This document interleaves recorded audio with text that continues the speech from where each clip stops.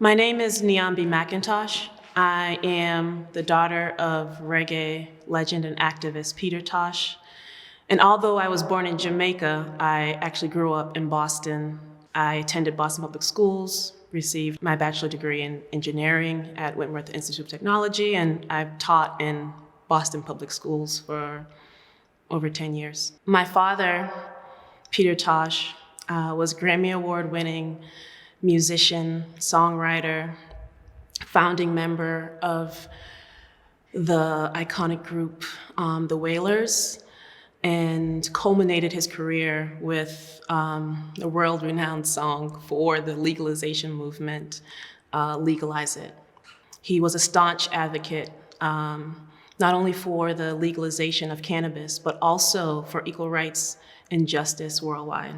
Jawara was my brother. He was a father of four, a follower of Rastafari, a musician, and an activist for cannabis legalization. Jawara was always the life of the party. I used to say that everyone loves Jawara, like men and women included. Was always into music. He was actually into hip hop first, and we grew up.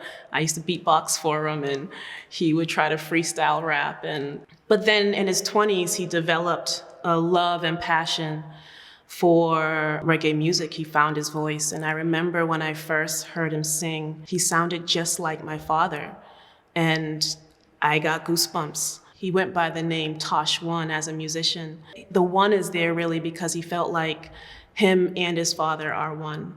It was really meant, he felt like as his last son, he was chosen to continue on the work of my dad and continue on the message of equal rights and justice. In 2013, Jawara was arrested for cannabis possession in Bergen County, New Jersey. He didn't have a hearing until 3 months later when we found out that he was facing a 20-year prison sentence. The judge at that time set his bail to $200,000. In our eyes, Jawara hadn't committed a crime. He was just practicing his faith. He was a follower of Rastafari. Jawara stayed incarcerated for another 3 months. A fan actually helped us post his bail and get him out of jail. He was facing a 20-year prison sentence. He was often told that each plea deal that was offered would be the best deal and that he should take it. In December of 2016, Jawara accepted a plea. He was expecting that maybe he would serve 6 months to a year and we'd be able to put this behind us. In January of 2017, he turned himself in to Bergen County Jail. A month and a half later, on February 21st, my mom had called me frantically with a surgeon on the phone saying that they need to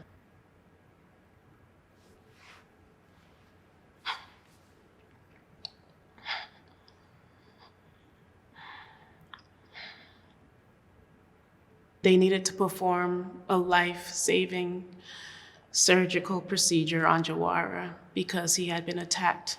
And when we arrived, we were actually told that we couldn't visit him because that's the prison policy. After making a million calls, they actually allowed us to visit him.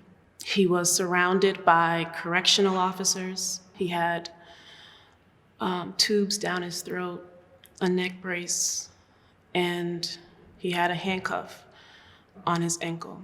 I remember being in the ICU and having one of the correctional officers come up to me, and they were telling us, I don't know why anyone would do this to Jawara. I knew him to be like a pastor. He was always singing. He was always reading the Bible. Jawara was peace-loving. It's what his name actually means. From that day on, Jawara was in the ICU for 2 months. My mom and I pretty much moved to New Jersey to be by his side. Countless times we were told that we will no longer be able to visit him, or we can't help support him during the most difficult time of his life. If we were any other family, we wouldn't have been allowed to really help Jawara get through that time. We wanted to get the best care for him, and we realized that that was to bring Jawara home. In 2018, Jawara came home. He stayed in the hospital for over 580 days. I knew at that time that I had to really quit everything that I was doing. Doctors were telling us that we need to give up, and that was something that we just didn't believe in, and we know Jawara didn't believe in. We saw him fighting for his vitality. He couldn't walk, he couldn't talk, he couldn't feed himself. He needed someone around 24/7. I knew that I had to fight for justice. There was nothing else that mattered. We had to make sure that no other family would have to go through what my family went through. I cared for Jawara from the day that he came home up until July 17th, 2020, when he passed away. Jawara's passing only now gives my family more drive to continue on fighting for justice. Our family has founded the Peter Tosh Foundation and an initiative in Jawara's name called Justice for Jawara. Really is to continue to advocate and share Jawara's story on as much as possible, with hopes that legalization of cannabis will happen not only nationwide, but worldwide. No other family will have to go through what my family has gone through. As a member of the Curating Council, I am privileged to continue the fight for justice for Jawara.